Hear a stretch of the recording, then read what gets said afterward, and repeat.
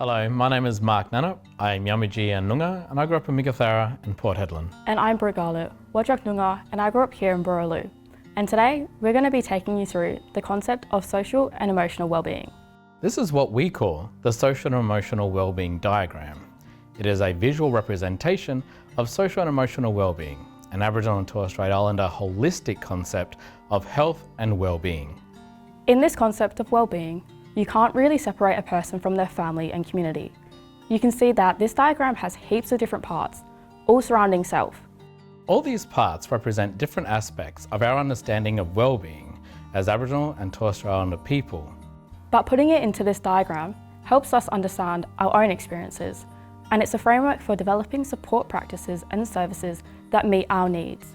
Our wellbeing is influenced by the forces that surround us.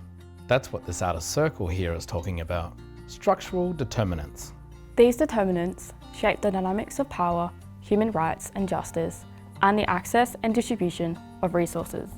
Colonisation has caused trauma through government policies in the past and the present, and this trauma can get passed on through generations. Political factors include things like losing our land and resources and our right to self-determination. Socially, life stresses arise from our ongoing experiences of disadvantage and racism. Many members of the stolen generations and their descendants continue to experience a deep grief and a longing to reconnect with their cultural heritage and ancestry. We have powerful strengths and unique skills we are using to create a better future, and it's important to remember that if these connections are restored, our people will again experience strong social and emotional well-being. These sections here, inside the wheel, are called the domains. Each domain is about our connection to a different part of our well-being. This domain is a connection to body and behaviours. This is about physical well-being and health. When you look at this part of the diagram, you're taking into account things like age, weight, diet, physical activity, illness and disability. Eating well and moving your body are really important to helping you feel well and connected to your body. Connection to your body can differ from person to person, but it might be things like playing football, hunting, walking, and eating traditional bush foods and medicines. Connection to mind and emotions is about mental well-being and everything else that makes up the full range of the mental, emotional, and psychological human experience. This domain can be disrupted if you experience threats to your safety, cultural trauma, or racism, which could all cause anxiety and depression. Personal safety and freedom from abuse are essential for positive well-being. Restoring your connection to mind and emotion could look like education, truth-telling, or accessing support services. To strengthen your own connection to your mind, you could find a place to go to, quieten your thoughts, and reconnect to yourself. Connection to family and kinship. This is talking about the importance of family, kinship systems of caring, and respect for elders. Over the last couple of hundred years, these connections have been disrupted by colonisation, and this has caused major harms, including the removal of children from their families.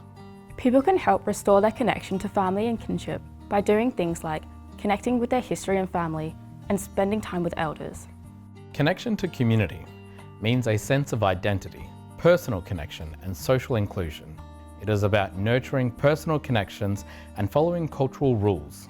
This connection to community can be disrupted by things like family feuding, isolation, and lateral violence. You could strengthen your own connection to this domain by going to community events. It is good to catch up with people, and this makes you feel stronger. Through our communities, we can get and give support. Connection to culture is talking about our relationship to our Aboriginal or Torres Strait Islander heritage.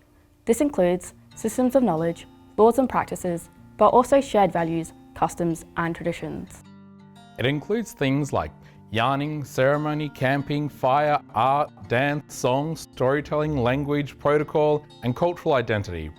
Connection to culture can be disrupted when the dominant mainstream culture leaves no space for our ways, and it can be restored by learning about and participating in cultural expression and knowledge. Connection to land and country includes the experience of belonging to country, a spiritual connection to kin, and culture through country and a longing to heal country. For many Aboriginal and Torres Strait Islander people, spirituality is closely tied to connection to country. This connection can be disrupted by dispossession from country, like the stolen generations experienced. Strengthening your connection to country could be done by returning to your traditional lands and spending time on country. If you can't get back to your own country frequently, you can still go to the bush or a special quiet place and reconnect. Connection to ancestors and spirituality is about the traditional systems of knowledge in our communities, left for us by our ancestors. It includes Indigenous knowledges and belief systems, the dreaming, traditional and cultural healing practices, sacred sites and men and women's areas. And it can be the stories, rituals and ceremonies that connect people with country and places. Spirituality in Aboriginal cultures today is experienced in heaps of different ways. It's not the same for everyone. Colonisation has disrupted our connection to our spirituality. One way to restore this is to accept the changing ways we express our spirituality. It can coexist with practices from different religions. We have talked about these 7 domains on the diagram, but as we all know, it's not always so simple. They're all interconnected and sometimes overlap. They will also change over your lifetime and vary from person to person.